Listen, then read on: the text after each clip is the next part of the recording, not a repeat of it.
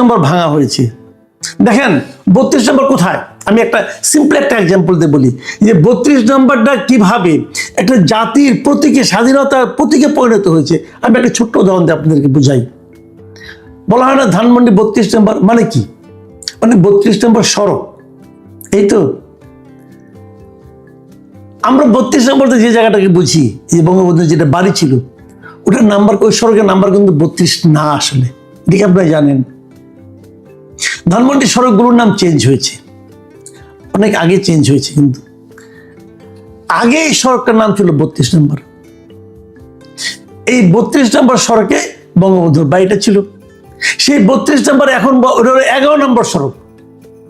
এই 11 নম্বর সড়কের 10 নম্বর বাড়িটা হলো বঙ্গবন্ধুর বাড়ি।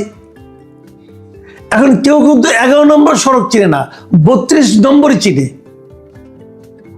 কারণ 32 নম্বরটা ধানমন্ডির সকল সড়কের নাম্বার ঠিক আছে, এটাও কাগজ কলমে 11 নম্বর সড়ক, কিন্তু 32 নম্বরটা এত বিখ্যাত।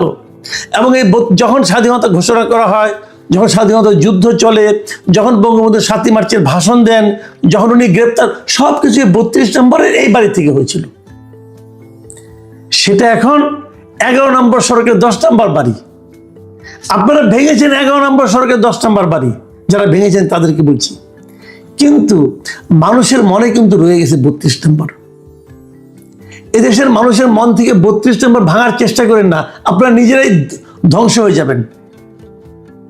পাক বাহিনী বলতে এটা ভাঙার সাহস পায় নাই, কিন্তু আপনারা গায়ের জোরে ভেঙেছেন।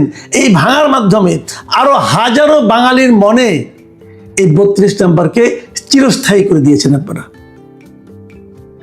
এই ভগ্নস্তূপের জায়গায় একদিন দেখবেন কত বড় ভবনের তৈরি হয়, যদি থাকেন বেঁচে দেখতে পারবেন। এইভাবে ভাঙলে হয় না।